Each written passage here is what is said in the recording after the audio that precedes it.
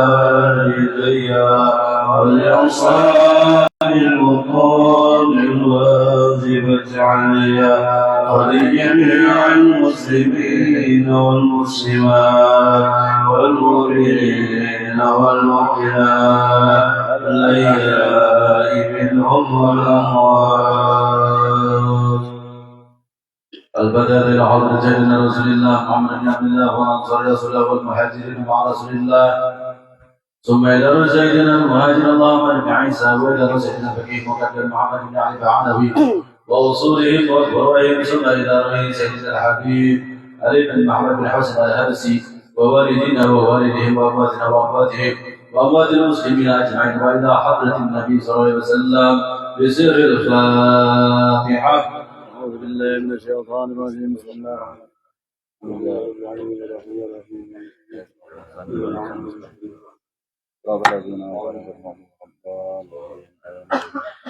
ويا الرجل المرسلات صلى الله عليه وسلم تسليما. اللهم صل وسلم وبارك يا أيها المسلمون إلى رؤيا المال صلى الله عليه وسلم تسليما. اللهم صل وسلم وبارك عليه وعلى آله وصحبه لقد ومنانا صلى الله عليه وسلم تسليما. اللهم صل وسلم وبارك عليه وعلى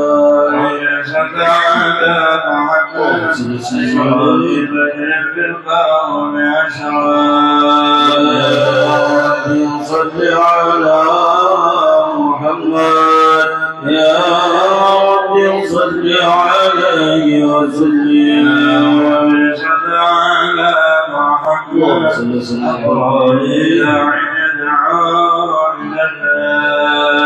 يا رب صل على محمد يا رب صل عليه وسلم على محمد صلى عليه وسلم. يا رب صل على محمد يا رب صل عليه وسلم على محمد صلى الله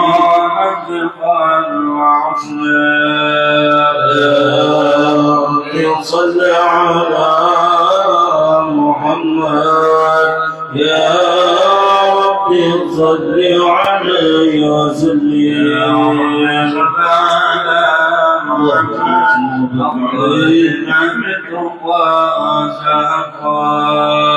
يا رب صل على محمد يا رب صل عليه وسلم على محمد وسلم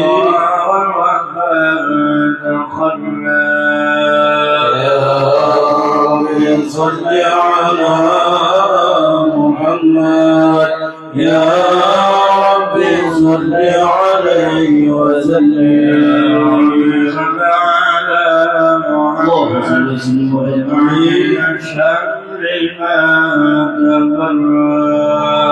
يا رب صل على محمد يا رب صل عليه وسلم على محمد وشهد ما قدم. صل على محمد يا رب صل عليه وسلم صل على محمد خير كل مولاه يا ربي صل على محمد يا ربي صل عليه وسلم ومن بالنبي تعالى يا ربي صل على محمد يا ربي صل عليه وسلم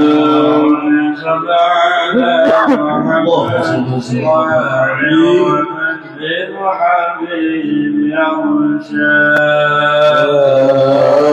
ربي صل على محمد يا ربي صل عليه وسلم على محمد ومن بحبل النبي توسل يا ربي صل على محمد يا ربي صل عليه وسلم اللهم صل وسلم وبارك عليه وعلى آله. أعوذ بالله من الشيطان الرجيم.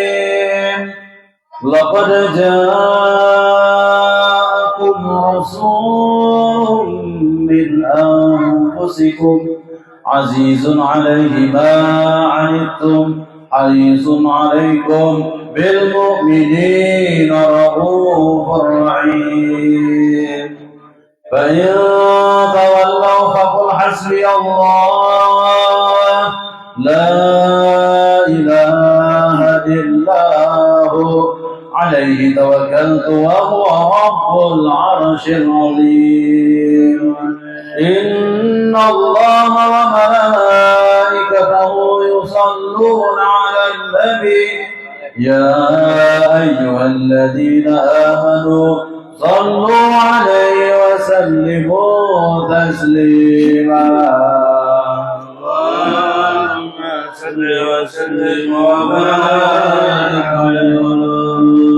بسم الله الرحمن الرحيم. الحمد لله الخامس الظاهر والوالي البرهان والمبسوط بالوجود قرآن وعسان وعلم الجزء عنه وشأن خلقا وخلق الحكمة وسوى عليها علما وصدره من بعد الملة ما ذرأ في أقدار القسمة وأرسل إليه وشرقه وأنزلنا به رحمة علق سرة وسجية بخلق هذا العبد المحدود فابتدأ له شرف في عوال الشهادة والمياه وما الذي تحرم المنان وما عظمه الفضل الذي مرج من حضرة الأسان سورة كاملة ظهرت في الهيكل المحمود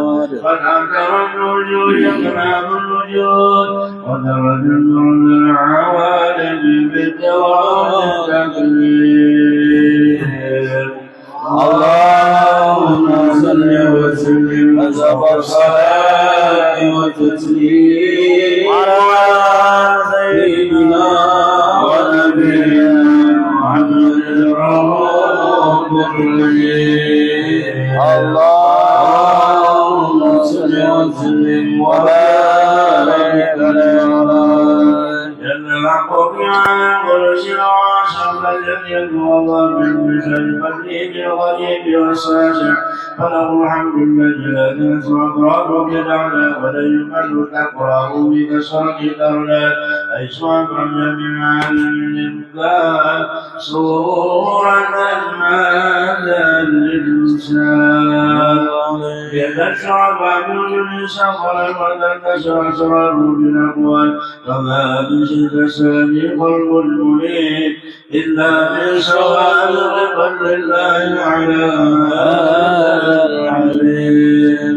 يا قلب سرور والتوالى بحبيب محمد لنا منوالا جنب شرف الوجود بنور غفر القول بهجة وجمالا والترفع بحسن على مقام وتنام بوجه وتعالى يا حمزة العيون قيمة سلكوا بشرا كاملا يجيب ضلالا وهو من فوق عظمة الورفا في شؤون وكمالا فسبحان الذي أبرد من عقل من دماء ما يغضي والمشفي اللسان ويعرف كل معاني الجنان انتشر منه في عالم القدرة والظهور ما أنا الوجود خلق النور فتبارك الله من إله كريم فشرعنا يده بالرحيم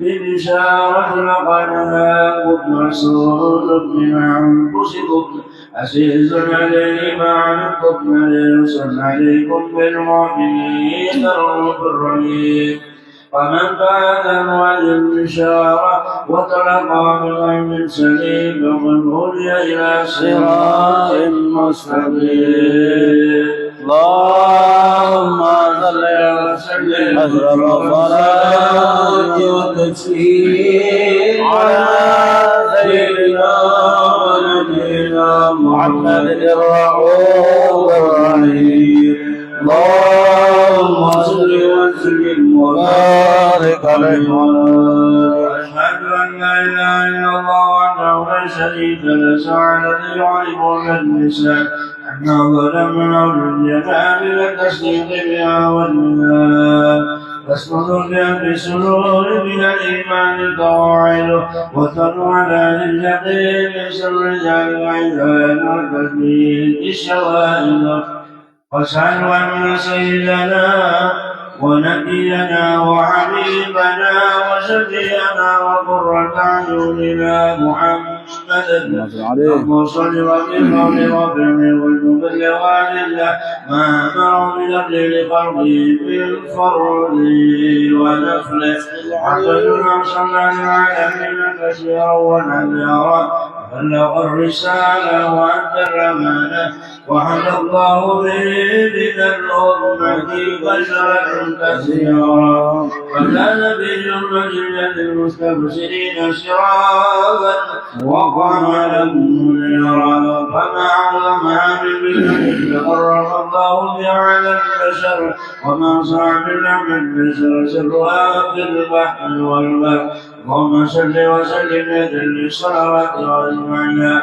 واسقط تحياتها أوصلنا على هذا العبد الذي وفى الربوبية وفرد في مغفرة الكمال وقام بيد الربوبية بمواد الغمة لله وفلا لغاية الكمال صلاة يكسر بها روح صل عليه صلاة يكسر بها روح صل عليه صلاة يكسر بها روح صل عليه ينبسط في قلبه نور سر التعلق وحبه ويعتبر في آيات الله الكريمة وعلى آله وصحبه الذين أنزلوا صلاة المجيد بقربه وتفيعوا إلى نشر بعصبه بيده وحبه ما أنت الأكوان بنفسه قرار نسير اللهم صل وسلم واشرف الصلاة والتسليم على سيدنا ونبينا محمد الرؤوف الرحيم اللهم صل وسلم وبارك عليه وعلى آله يا خير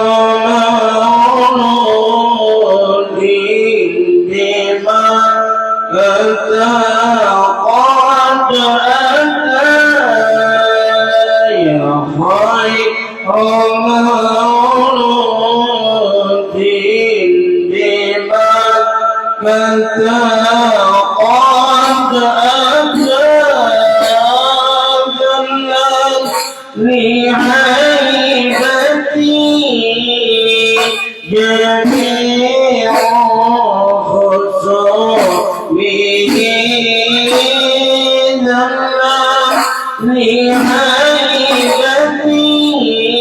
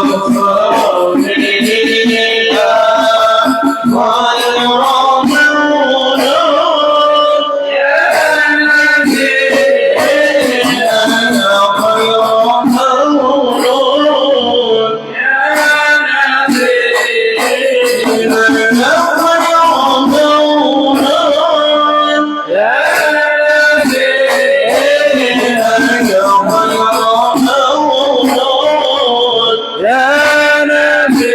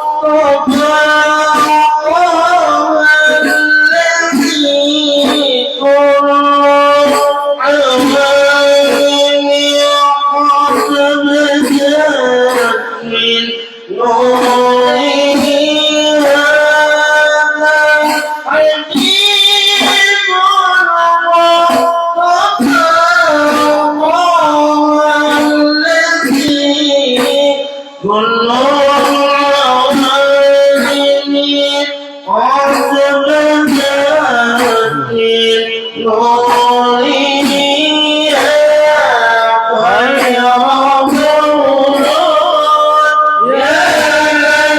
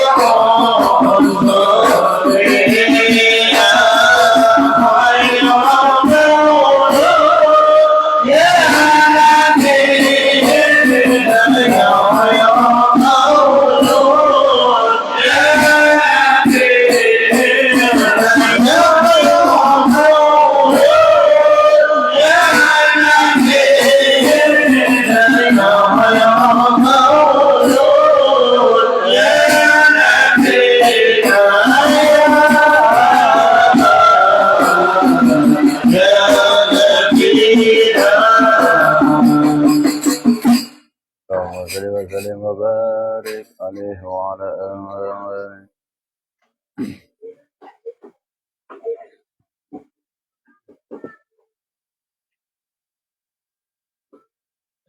اللهم صل وسلم وبارك عليه وعلى آله.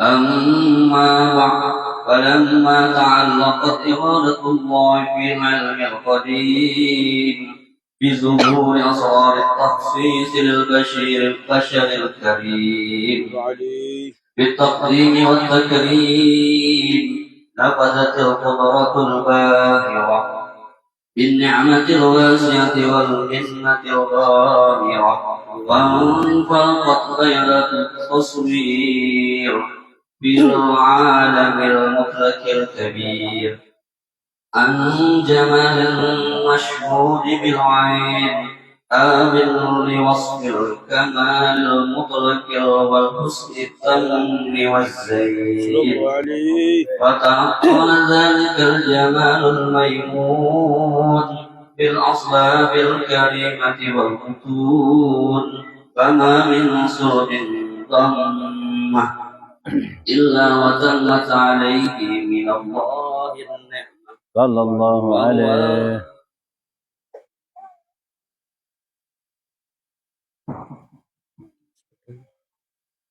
فهو القمر الضم الذي يتنقل في بروجه، يتشرف به موطن استقراره وموضع خروجه.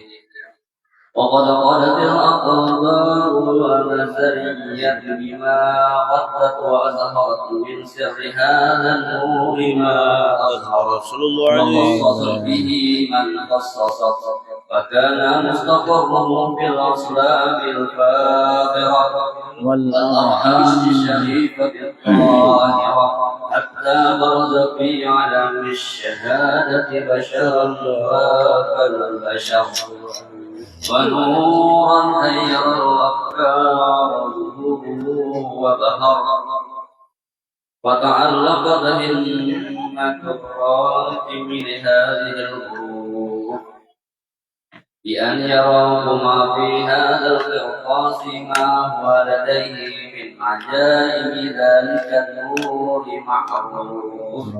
وإن كانت الرسول تحي بأشر من شر أوصاف ذلك الموصوف تشويق للسامعين من خواص المؤمنين وترويها للمتعلقين بهذا النور المبين وإلا فأنا طريق الأقلام عن شؤون غير الأنام ولكن هزني إلى تدوين ما حفظته من سير أشراف المخلوقين وما قرره الله به في موعده من الفضل الذي عم العالمين وبقيت رايته في الكون منشورة على مر الأيام والشهور والسنين داعي تعلقي بهذه الحضرة الكريمة ولاعب التشوق إلى سماع أوصافها العظيمة ولعل الله ينفع به المتكلم والسامع ولعل الله ينفع به المتكلم والسامع ولعل الله ينفع به المتكلم والسامع ويدخلني بشفاعة هذا النبي الشافع ويتروهني بيوم ذلك النعيم اللهم صل وسلم والصلاة والتسليم على سيدنا نبينا محمد الرؤوف الرحيم اللهم صل وسلم وبارك عليه pada anak. Ya. Allahumma salli wa sallim wa barik alaihi wa ala alihi. Wa qad ana lima qala ma yahtur ma rakatu fihi al-anamil mimma istafadahu al-fahmu min sifati hadzal 'abdil mahmudil kamil. وشمائل التي يعشر الشمائل فهو العاصمة المثبت ما بلغنا إلينا في شأن هذا الحبيب من أخبار وآثار يتشرف بكتابته القلم والقرطاس وتتنزه في حدائق الأسماء والأبصار وقد بلغنا بالأحاديث المشهورة أن أول شيء خلق الله والنور المودع في هذه السورة ونور هذا الحبيب اللهم صل وسلم عليه أول مخلوق ورد في العالم ومنه تفرع الوجود خلقا بعد خلق فيما حدث وما تقدم صلى الله عليه وقد أخرج عبد الرزاق بسند عن جابر بن عبد الله الأنصاري رضي الله عنهما قال قلت يا رسول الله يا أبي وأمي أخبرني عن أول شيء خلقه الله قبل الأشياء قال يا جابر إن الله خلق قبل الأشياء نور النبي محمد صلى الله عليه وسلم من نوره وقد ورد من حديث أبي هريرة رضي الله عنه قال قال رسول الله صلى الله عليه وسلم كنت أول النبيين في الخلق وآخرهم بالبعث وقد دعت ريحان يدعو بأنه أول خلق وجودا وأشرقهم مولودا ولما كانت السعادة العبادية لها ملاحظة خفية اختصت من شاءت من البرية بكمال الخصوصية واستودعت هذا النور المبين أسراب وبطون من شرقته من العالمين وتنقل هذا النور من صلب وآدم فتنقل هذا النور من صلب آدم ونور إبراهيم حتى أوصلت يد علم قديم إلى من خشته بالتقريم أبيه الكريم عبد الله بن عبد المطلب ذي القدر العظيم وأمه التي هي في المخاوف آمنة السيدة الكريمة آمنة فتلقاه عبد الله تلقاه إلى بطنها قدمته أشياؤها في معونة الله محافظة على حق هذه الدرة وصولها وحملته برعاية الله كما ورد عنها حملا خفيفا لا تجد له ثقلا ولا تشكو منه على من ولا علالا حتى مر الشهر بعد شهر من حمله وقرب وقت بروزه إلى عالم الشهادة لتنبسط على أحد هذا العالم فيوضات فضله وأن تنتشر فيه آثار مجده السميع. اللهم صل وسلم أشرف الصلاة على سيدنا ونبينا محمد الرؤوف الرحيم. اللهم صل وسلم وبارك عليه.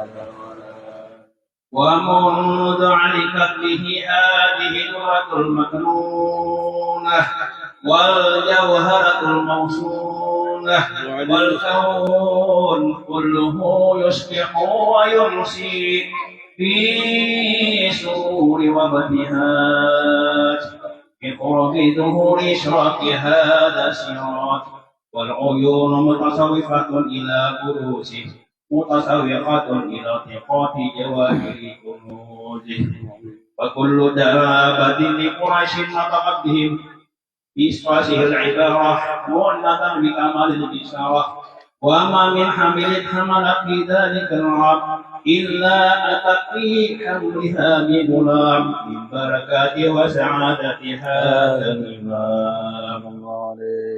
ولم تجد الأرض والسماوات متدمخة بإثر الفرح بمراقبة أشرف البريات وبروزه في عالم الخفاء إلى عالم الزهور بعد تنقل في البطون والزهور وأظهر الله في الوجود بهجة التكريم وبساطة العالم الكبير وعيدة التشريف والتعظيم ببروز هذا البشر الكريم.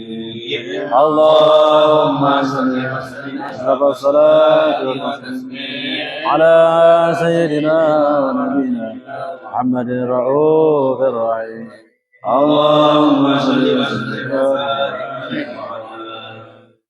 وحين قرب أوان هذا الحبيب اللهم صل وسلم على السماوات والأرضون ومن فيهن بترحيب وأمطار الوجود الإله على عهد الوجود فتح وألسنة الملائكة بتبشير للعالمين.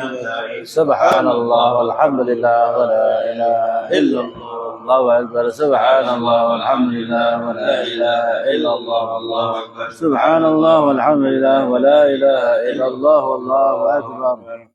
والقدرة كشفت عنا هذا المسرور ليبرز نوره صلى الله عليه وسلم كاملا في عالم الظهور نورا فاق كل نور وأنفذ الحكم على من ندم الله عليه النعمة من خواص الأمة أن يحضر عند وجه أمة تأنيسا لجنابها المسعود ومشاركة لها في هذا السماق الممدود فحضرت بتوفيق الله السيدة مريم والسيدة آسيا ومعهما من الحور العين من قسم الله له من الشرف بالقسمة الوافية بعد الوقت الذي كتب الله على حضوره وجود هذا المولود فانفلق سبح الكمال من النور العمود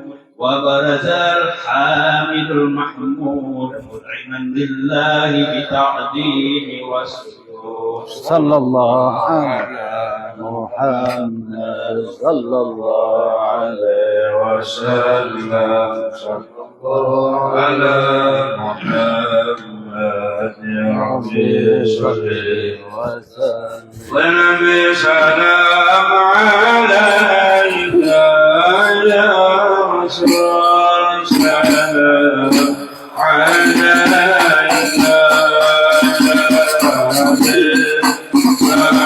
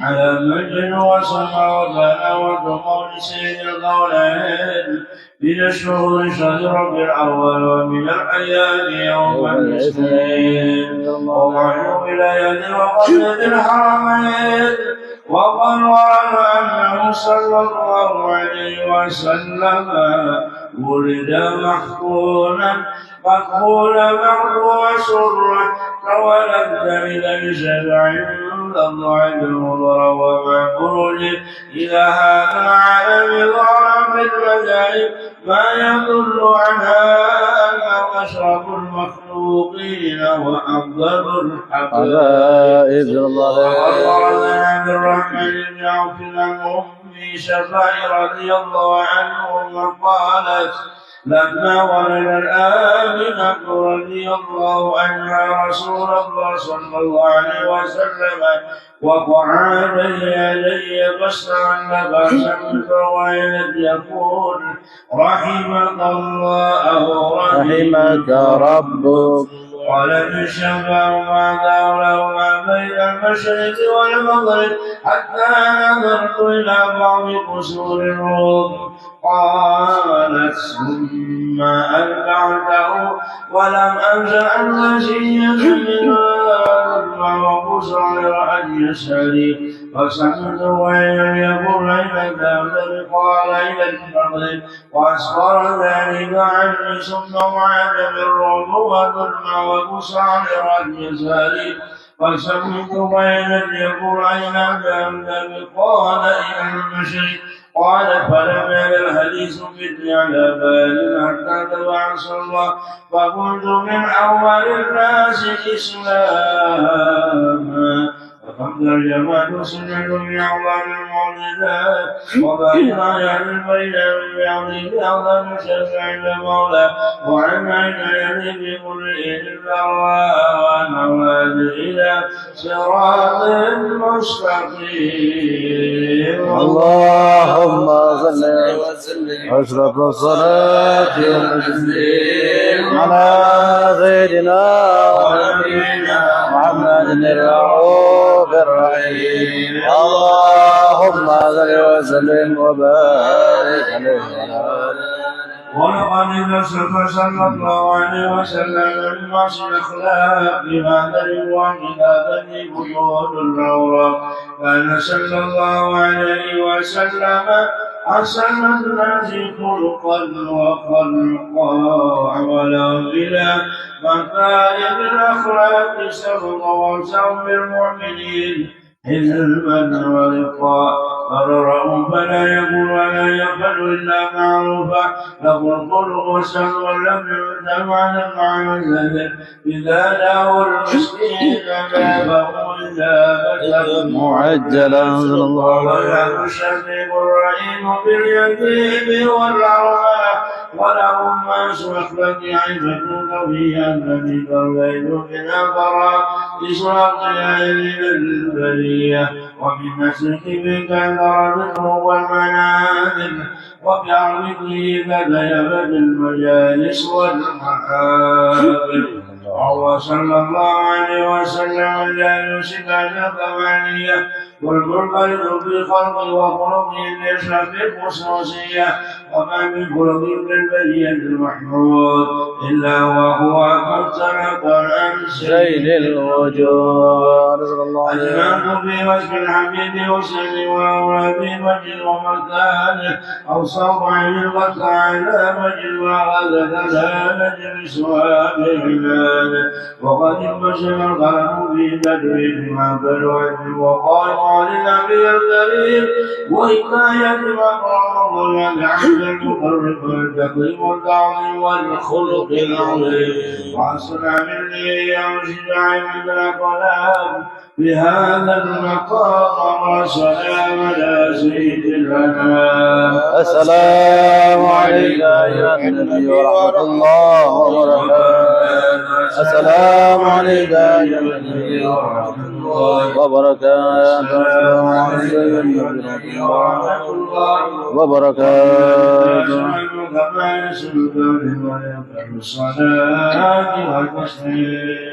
اللهم صل وسلم واشرف الصلاة والتسليم على سيدنا ونبينا محمد الرؤوف الرحيم. اللهم صل وسلم وبارك عليه وعلى آله. آمين يا الله يا رب العالمين. بسم الله الرحمن الرحيم. الحمد لله رب العالمين والصلاة والسلام على سيدنا محمد وعلى آله وصحبه أجمعين.